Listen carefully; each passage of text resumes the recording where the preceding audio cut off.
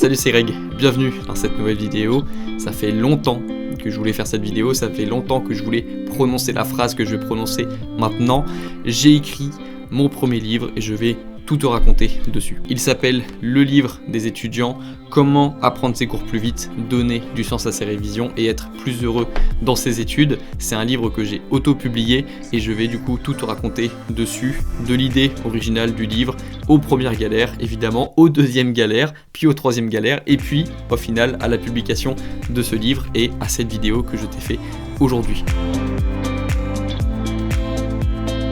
Ça fait quelques jours que je vous faisais un petit peu de teasing sur la chaîne, notamment dans la dernière vidéo où je vous parlais d'un projet qui allait sortir du coup aujourd'hui. Et ça fait quelques vidéos aussi que je m'amuse à caler dans des petits endroits de la vidéo, des passages où on peut apercevoir le livre, ou alors des moments où je me suis montré carrément en train de rédiger le livre. Et c'est juste que vous saviez pas que c'était ce que je faisais à ce moment-là. Je me suis un petit peu amusé, j'avoue. Je l'ai aussi calé dans des interviews avec Lobs, par exemple. Ça me fait plaisir d'en parler, ça veut dire que c'est la fin aussi d'un processus qui a été long. Tu vas le voir qui a connu pas mal de galères, pas mal de problèmes que rencontrent toutes les personnes créatives ou qui veulent lancer des projets globalement. C'est pour ça que ce que je vais t'expliquer dans cette vidéo va te servir toi aussi dans ta vie lorsque tu vas vouloir lancer un projet, parce que j'ai l'impression que les processus se ressemblent, et que ce soit celui d'écrire un livre ou de lancer une entreprise, il y a souvent les mêmes réflexions qui arrivent pendant le processus. Et du coup je vais te raconter tout ça parce qu'il y a un an, pendant les vacances de juillet 2020, je me suis lancé cet objectif particulier qui est celui d'écrire un livre. Deux problèmes: j'ai pas de concept et j'ai pas d'éditeur. Donc je me dis bon bah pas grave, on va un problème par un problème, avançons un petit peu, on va commencer par le concept. J'ai envie d'écrire un livre, mais de quoi je vais parler? Et du coup je me suis dit, un petit peu comme ma chaîne YouTube, je me suis dit que je vais essayer de créer le livre que j'aurais bien aimé avoir lorsque j'étais étudiant en deuxième et troisième année de droit, lorsque j'avais pas de méthode de travail et que j'étais paumé dans ma vie, en gros, que j'étais paumé. Je crois que c'est d'ailleurs comme ça que je commence le livre, en parlant des étudiants un petit peu perdus dans leur vie. Je dis que ce livre s'adresse avant tout aux étudiants un petit peu perdus, parce que c'était mon cas, ce qui est normal, hein. C'est normal d'être perdu, ça fait partie du processus, et c'est pas un échec, c'est une partie du processus. Et du coup j'ai écrit ce livre dans ce but-là, c'était ça le concept de base, écrire un livre pour les étudiants un petit peu perdus. C'était facile ce concept parce que j'avais juste besoin de repenser au moi d'il y a 2 ans, parce qu'à l'époque, j'en ai pas beaucoup parlé sur cette chaîne parce que maintenant ça va mieux, mais à l'époque je me sentais pas bien dans ma vie d'étudiant, j'avais vraiment envie d'arrêter mes études, ça n'avait plus de sens pour moi, je ne prenais plus de plaisir, mais en même temps je me disais qu'est-ce que tu vas faire si tu arrêtes tes études? Et du coup c'est bon, on a déjà résolu un problème, le concept. Maintenant il manque l'éditeur. Ce qu'il faut savoir, c'est que lorsque j'ai commencé à penser à ce livre en juillet 2020, on n'était pas la même communauté sur la chaîne. On n'était pas 50 000, on était 10 000. Et j'avais pas de proposition d'éditeur et je savais pas non plus vers quel éditeur aller. Je savais pas si c'était plutôt à moi de démarcher pour obtenir un contrat avec un éditeur ou si je devais attendre qu'on me contacte. Et du coup ce que j'ai fait, c'est que j'ai gardé la même démarche qu'avec ma chaîne YouTube. Je vais apprendre moi-même et je vais faire les choses moi-même, c'est-à-dire que je vais auto-publier mon livre. Donc déjà on a réglé les problèmes du début, c'est-à-dire qu'on a un concept, c'est cool, c'est un concept qui me plaît, et on a un éditeur. On va mettre de côté tout ce qui est syndrome de l'imposteur, tout ce qui est je ne suis pas légitime pour faire ça, est-ce que je vais avoir des gens qui vont trouver mon livre intéressant? Je mets ça de côté, ça va revenir tout à l'heure de toute façon, donc pour l'instant on peut mettre ça de côté, mais déjà j'ai un concept, c'est quand même ça le plus important, et je commence par écrire du coup les premières pages de mon livre. On est pendant les vacances de juillet 2020, il fait beau, il fait chaud, tout le monde est content, et moi j'essaie de rédiger mon livre et d'écrire les premiers chapitres. Parce que à la base, je voulais le sortir, ce livre, en septembre 2020. Et donc chaque jour, à la même heure, je me rappelle que je me crée ma petite routine d'auteur, c'est-à-dire que je commence ma journée normalement, je prends mon petit déj, je mange, et je sais que l'après-midi, je réserve le créneau 13h-16h pour mon livre. C'est-à-dire que chaque jour, impérativement, je m'impose de me mettre sur un bureau et de m'enfermer dans une pièce et de ne penser qu'au livre et de rédiger le livre. C'est intéressant, c'est cool, c'est nouveau comme expérience, et puis ça m'oblige, c'est difficile en fait de se mettre dans une pièce et d'écrire vraiment pendant 2-3 heures sans faire autre chose. C'est fatigant, et je pensais pas que c'était aussi fatigant, surtout lorsqu'on le fait tous les jours, mais je le tiens, et tous les jours, j'écris environ, je sais plus, 1000 mots, 1500 mots, 2000 mots en fonction des journées. Et du coup, en quelques semaines, je commence à avoir le script de base.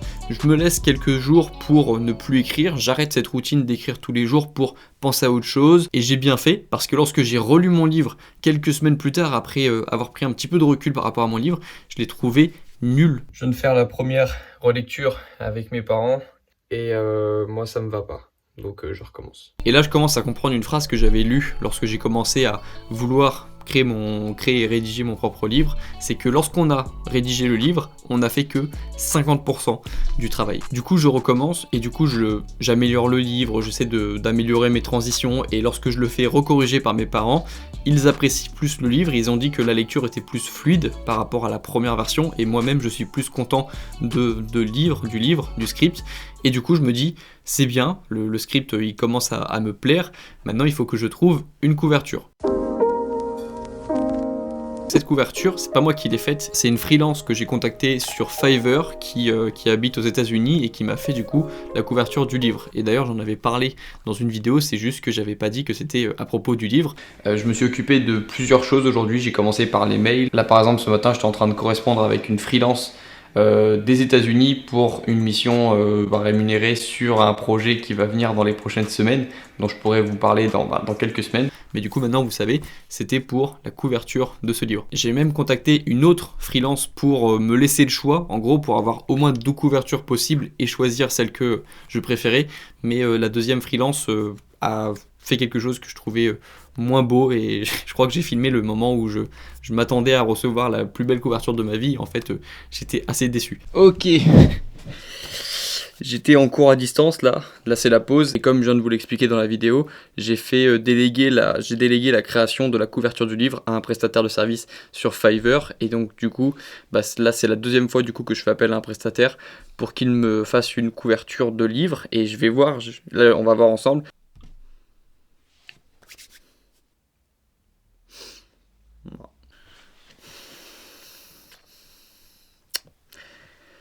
C'est pas pour aujourd'hui.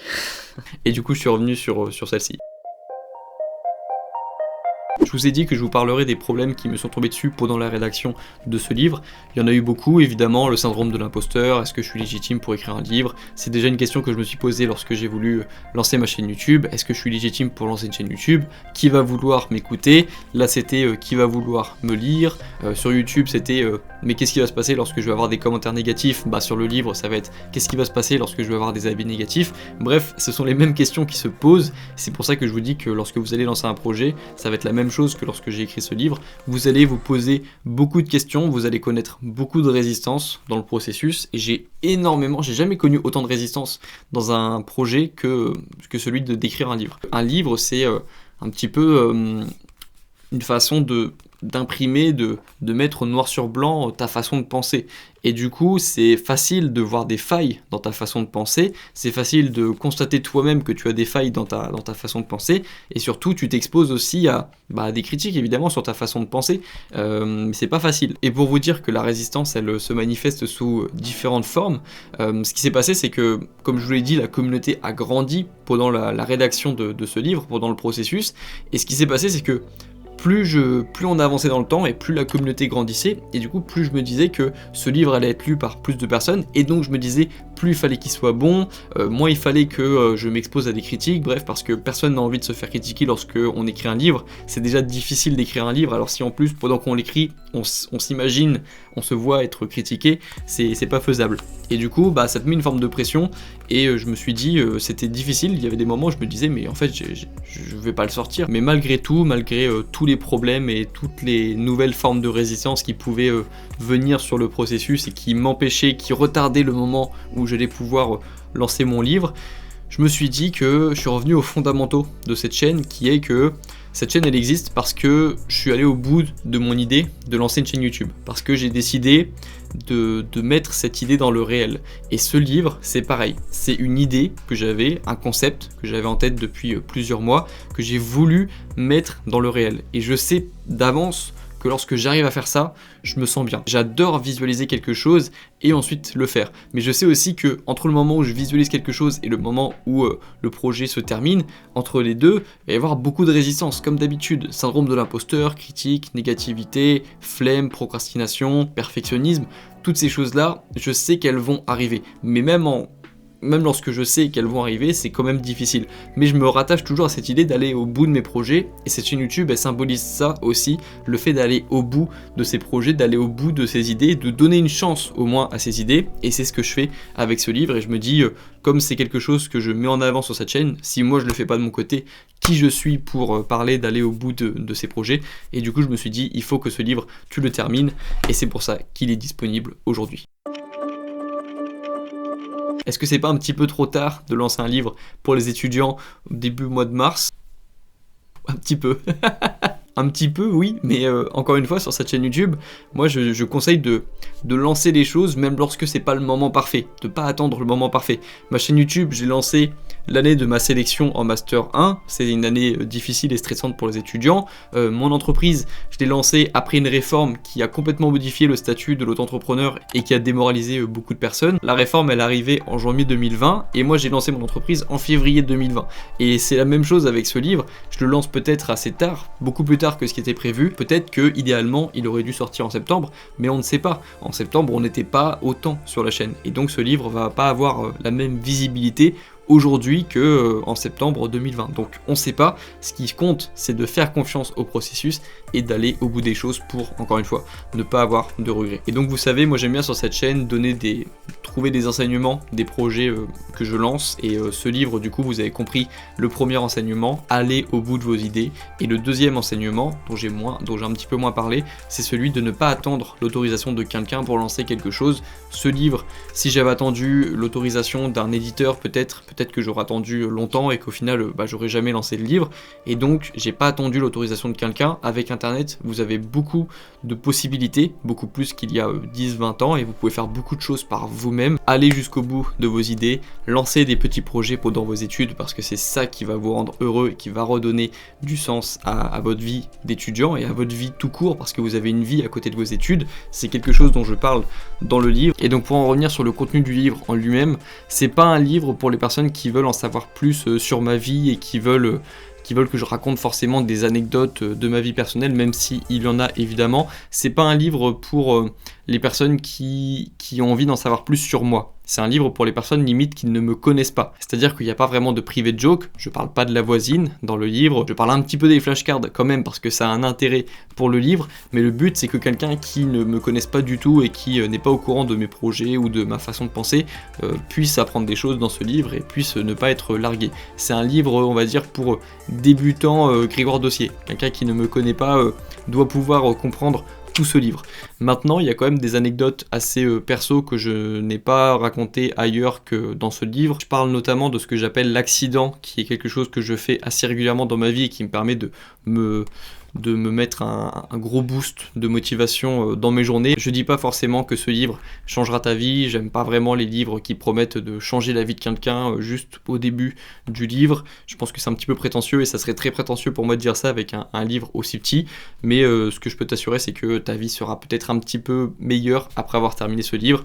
Lorsque tu seras à la page 87 et que tu termineras ce livre, normalement tu auras appris des choses et tu auras une perspective qui sera meilleure que celle que tu avais avant d'avoir commencé ce livre. Tu te sentiras un petit peu mieux dans ta vie. Voilà, je vais pas en dire trop sur ce livre, je vais essayer de garder un petit peu de mystère. Si je peux te dire un petit truc sur le livre que j'ai trouvé cool, on va appeler ça la technique du cheval de Troie. En gros, si tu vois ce livre et que tu me connais pas ou que tu tombes sur ce livre, je pense que tu as l'impression d'avoir un livre assez basique de méthodologie où tu as un stylo, un carnet, un café, et je pense que lorsque tu vois un titre comme ça avec une couverture comme ça, tu te dis, ou en tout cas quelqu'un qui ne me connaît pas du tout se dit que c'est un livre de classique, de méthodologie, d'organisation qui va te donner quelques petites astuces pour apprendre mieux tes cours. Et de temps en temps dans ce livre il y a des petits passages comme ça que j'ai cachés, comme ça que j'ai glissé comme ça dans le livre, où je vais te parler plus personnellement, c'est-à-dire m'adresser à ta personne, c'est-à-dire enlever tout ce que tu as, tes opinions, ta vie d'étudiant, ton travail, et je vais parler un petit peu plus à la personne qui se cache derrière, à ta vie personnelle, en gros, pas ta vie d'étudiant. Et je pense que c'est comme ça qu'on devrait aussi parler aux étudiants, et pas seulement les considérer comme des étudiants, mais comme des personnes qui ont des passions, qui ont des envies, qui ont des problèmes aussi. C'est ça que j'appelle la stratégie du cheval de Troie, c'est-à-dire que tu t'attends à avoir un livre classique d'organisation, et au final tu te retrouves avec des conseils qui vont te servir dans ta vie perso, et qui vont améliorer ta vie perso et pro. D'ailleurs les deux sont liés. Mais voilà, c'est ça que j'appelle la technique du cheval de Troie, et c'est pour ça que j'ai bien aimé cette couverture qui me permettait d'appliquer cette technique et cette stratégie. C'est un petit peu d'ailleurs ce que je fais sur ma chaîne YouTube et mon podcast. J'ai des titres de vidéos qui sont assez classiques, et au final dans ces vidéos se trouvent des conseils de vie, on va dire, qui améliorent vraiment ton quotidien, et c'est moi le genre de conseils que j'aime recevoir, et c'est pour ça que j'ai fait un livre comme ça, et que j'ai fait une chaîne YouTube qui est ce qu'elle est aujourd'hui, et un podcast qui est ce qu'il est aujourd'hui. J'aime bien mixer des conseils pro avec des conseils perso, et c'est ce que j'ai essayé de faire aussi dans ce livre.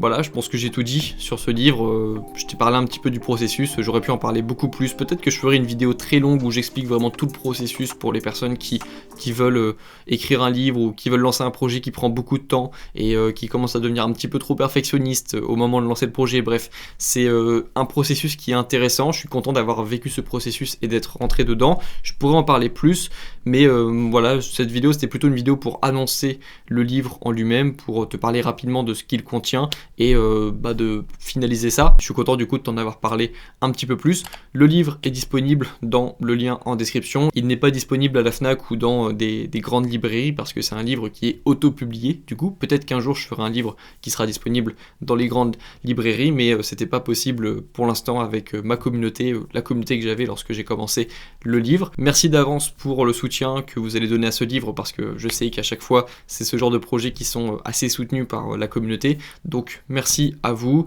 N'hésitez pas à mettre une appréciation lorsque vous aurez terminé le livre, parce que ça me permet d'avoir aussi un feedback et d'améliorer ça pour potentiellement les prochains livres, ou juste pour avoir un avis, parce que j'ai envie d'avoir des avis sur ce livre. Ça fait longtemps que je travaille dessus tout seul, et donc merci d'avance pour votre soutien. Nous on se retrouve dans la prochaine vidéo. Bon courage dans vos projets et dans vos révisions, et puis surtout allez au bout de vos idées. Ciao. Wake up, early mornings, late nights, hopping on a different flight. What's the meaning of life, ayy? Wake up, same-ish, different day. Make a wish, call it pray. Am I sick, am I okay, ayy? Stay up, late nights, still in pain. In my mind it decays as I try to make a change. See the sun, see it.